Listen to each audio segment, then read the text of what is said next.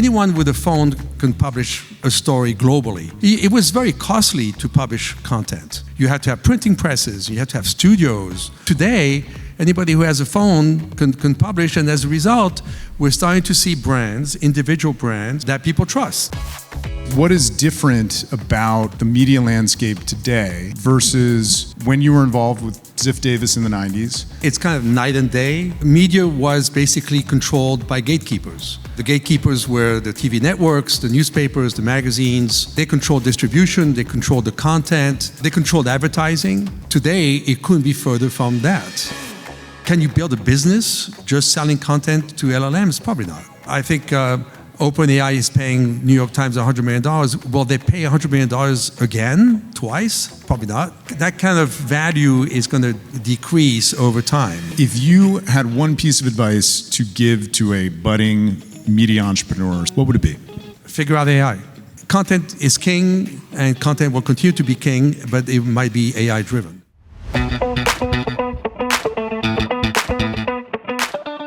I'm very, very excited to have Eric on stage because I do think it's worth going through some of his accomplishments kind of at the intersection of business and media over the last 2 or 3 decades. So just a couple of highlights here. Eric was the CEO of Ziff Davis when it sold to SoftBank for $2.1 billion. That was the company that ran titles like PC Mag, ZDNet, and many others. He was the CEO of Huffington Post when it sold to AOL for $315 million. He is a founder and partner at Lerer Hippeau, which has $1.4 billion under management, 9 funds, has been a part of investing and working with companies like BuzzFeed and Yahoo and Thrillist and Group 9.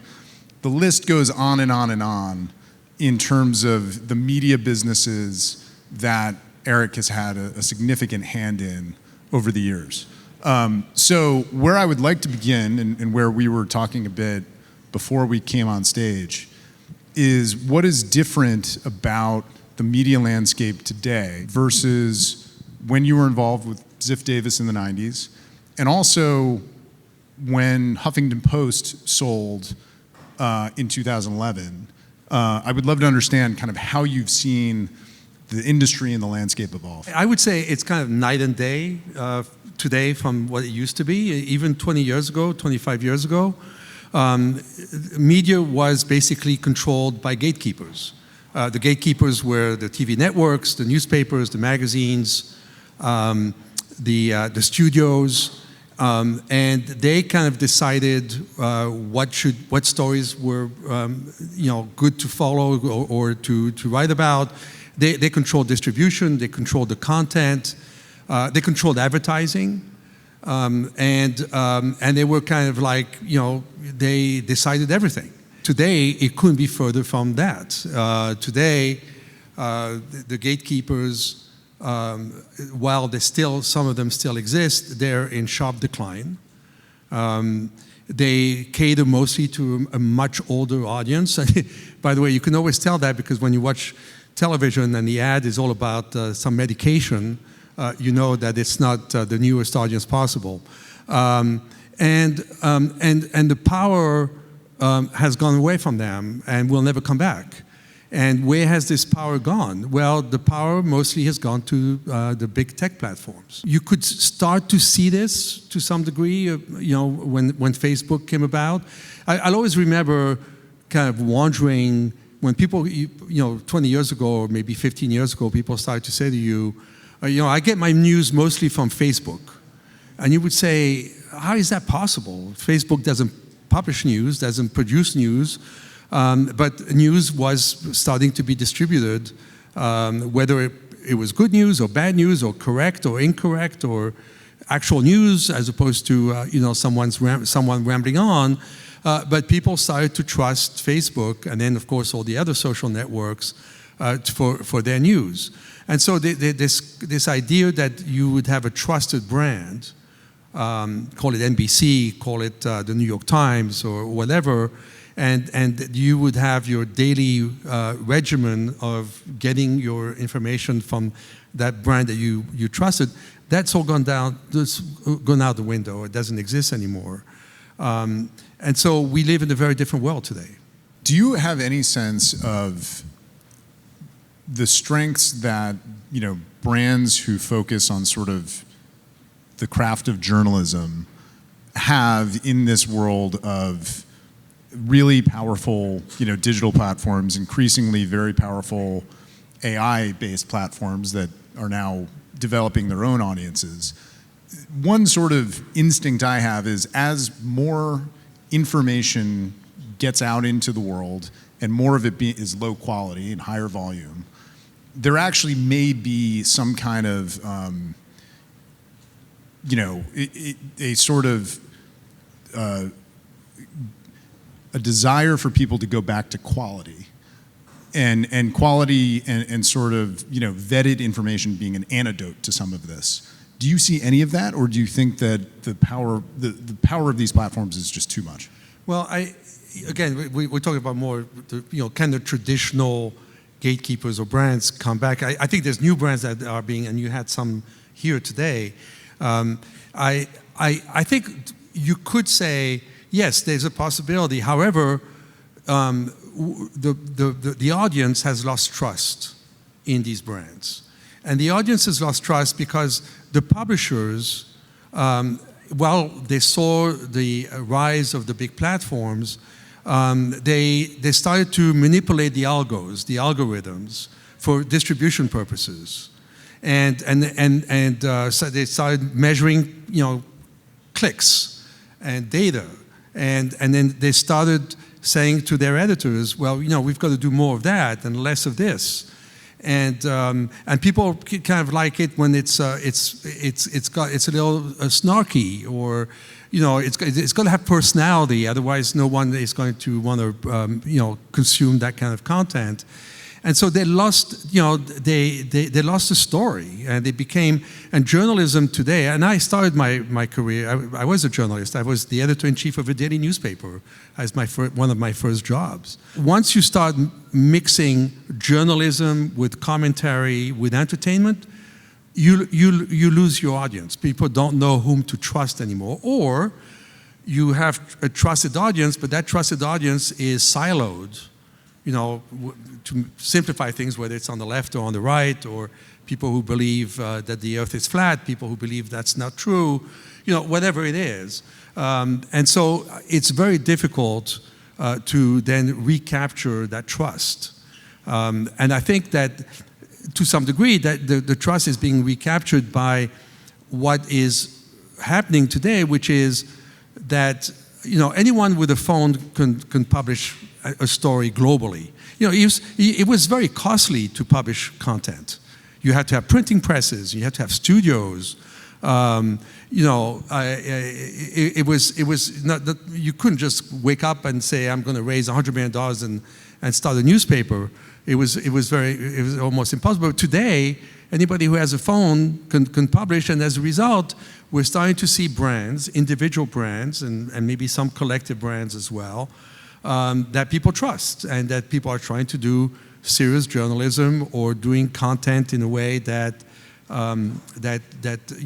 recovers the trust that we lost. But these are not, by and large, at least today, these are not really scalable businesses. That was actually my next question, which is, do you see venture scale opportunities in media? And it sounds like maybe the answer is no, but I'm curious what that might look like, or if there are any green shoots that you're paying attention to. Relatively big media company that we sold was maybe 3 years ago. It was a company called Wandery, which was a kind of a podcasting platform. So I think there's opportunities in tools, and we as an example, we have a company, we just invested in a company called Tollbit, that basically is an AI agent that intercepts other agents, mostly from LLMs, that come to your website to scrape your data. And Tollbit says, wait a minute, you're not allowed here unless you pay me. Or the publisher can establish whatever rules they want. It doesn't have to be monetary, but there's got to be some compensation of sorts. So it's not really media, it's technology. I would love to dig into that a little bit, because it sounds like the bet on Tollbit, to some extent, is a bet on the value of the kind of raw factual material that journalistic organizations produce being pretty high in an AI era. And, that strikes me as, maybe sort of backing up my original thesis. Is there an opportunity there that you see in terms of informing these models, via the journalistic process, and that actually being a money-making path? The fuel for the large language models is content, right? So they'll scrape content everywhere they can. Sometimes it's even not legal for them to do so. But they have a thirst for content that is unquenchable. So the answer is yes. If you have content that's of value, or content that they can use, then you should get compensated. You build a business just selling content to LLMs? Probably not, right? So it's a nice add-on. I think OpenAI is paying New York Times $100 million. Will they pay $100 million again, twice? Probably not, right? So that kind of value is going to decrease over time. So I think it's a nice revenue stream, but it's not going to be your main business. I would love to talk a little bit about what we were speaking about before this panel, which was you sort of seeing some of the writing on the wall in terms of the direction that media was heading in 2011 when you sold Huffington Post. And I think that era is really pivotal in terms of everything that happened afterwards, because it sort of defined digital media and everything that has happened in terms of platforms kind of taking over the revenue streams that were once the domain of traditional media. And so I would love for you, if you don't mind, to maybe kind of take us back to that moment.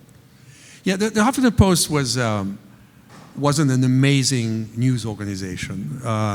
Obviously, the genius behind all this was Arianna Huffington. But basically, Arianna had a strong sense of journalism. And so we published more stories than anyone else. I think at some point we were regularly publishing over 600 stories every day. And these were, good journalism, verified. Some of them were compilations from different sources. And then we built a community around it. And the community was allowed to comment. But when you have a community, you basically have to act like if you're God of your community. You have to create the rules.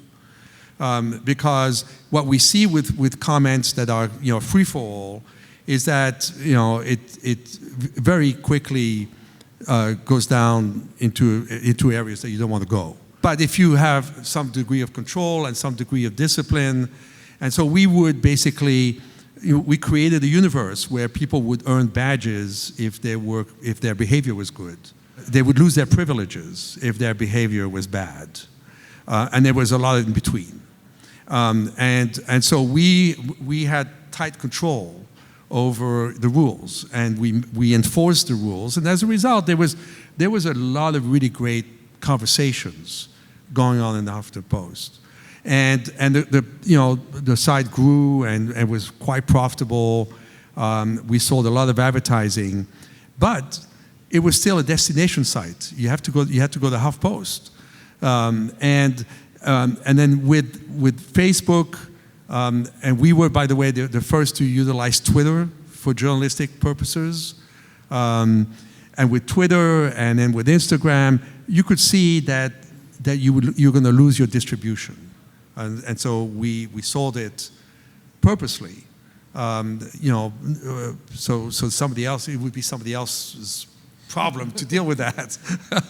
but I felt bad selling it, because I think we had created an amazing product, and I was the initial investor, and I became the CEO because I love publishing, I love journalism. It was Arianna's baby, but it was also kind of my baby and Kenny's baby. but you could see the audience not coming back, the audience waiting to get their content on Facebook, including Huffington Post content. Can you give us a sense of sort of, I guess to some extent that insight almost seems at odds with how I understand the BuzzFeed thesis, which was these platforms are going to need our content. We are going to be a key arms dealer in terms of providing really interesting content to Facebook and Snap or whoever. I don't think Snap was around at the time. But I would love to understand the connection between the two and sort of what you learned from the BuzzFeed experience as well. BuzzFeed, the model was a adaptation of the Huffington Post model. Jonah Peretti was our CTO at Huffington Post, and he had this idea for BuzzFeed, and we backed him. We invested in him, and he went to create it. But it was still, at its heart, a destination site. You had to go to BuzzFeed.com. Now, his vision was, what I'm going to do is I'm going to create all this viral content, and it's going to get replicated everywhere, but people are going to want to come back to BuzzFeed because they're going to want more, and they're going to love our content so much that this is really kind of a distribution strategy, because the advertising doesn't travel with the content, right? So going back to 20 years ago to today, the biggest fact is when the decline of the traditional media really happened was with computerized advertising, programmatic advertising. Programmatic advertising killed the business because the advertising was disassociated with the content. It could appear anywhere as long as the algo, proved that you were desirable. It didn't really matter what you were absorbing content-wise. They wanted you, and they could identify you on the platforms. Even worse, you could say, find JJ, but if he's reading news, I don't want to put my ad next to a plane crash, right? So if he's reading news, don't give him the ad, right? So that made it even worse. But the moment that publishers lost control of the advertising, that was the end of it. And all the power went to the big tech companies. It also decreased the price of advertising dramatically, right? CPMs went, crashing because they were selling tons. They were selling tonnage and volume. There was, no discrimination in terms of the quality of the audience, or, it was because it was so individualized, and still is. So, you can't get that genie back in the bottle. Right, and that model works if you have 1 billion users and all of the data and all of the customization that goes along with that. It does not work nearly as well if you have 10 billion. Yeah, again, remember New York Times. Most of their money comes from subscriptions to games and to food. It doesn't come from selling journalism. We had David Rubin up here earlier, so I'm sure the tape will show that as well. Last question: if you had one piece of advice to give to a budding media entrepreneur, somebody starting a Substack or the next Jessica Lesson from The Information and that sort of thing, what would it be? Figure out AI, right? I mean, AI is your friend. First of all, you have no choice. AI has to be your friend. But AI can and I see this in all the businesses. I really don't invest in media anymore. I do a lot of robotics, automation. I do a lot of AI. I do a lot of healthcare. I'm starting to do defense tech, those kinds of things. But everywhere where I invest, AI is a propellant. AI, if you used to need 10 engineers, now you could do the same work with 2 engineers. And so, going back to media and to content, if you're kind of a newsletter writer and you're building a nice business, by using AI, you can produce a lot more content. Doesn't mean that you're not the editor. You'll continue to be the editor, and you'll continue to release content as you see fit. But I think the Associated Press is using AI for earnings reports. because they can cover so much more and they can be so much instantaneous. And so you can do a lot more by using AI, and using AI is very cheap. And so I think that's the future. So that would be my advice. Ladies and gentlemen, big round of applause for Eric Hippeau.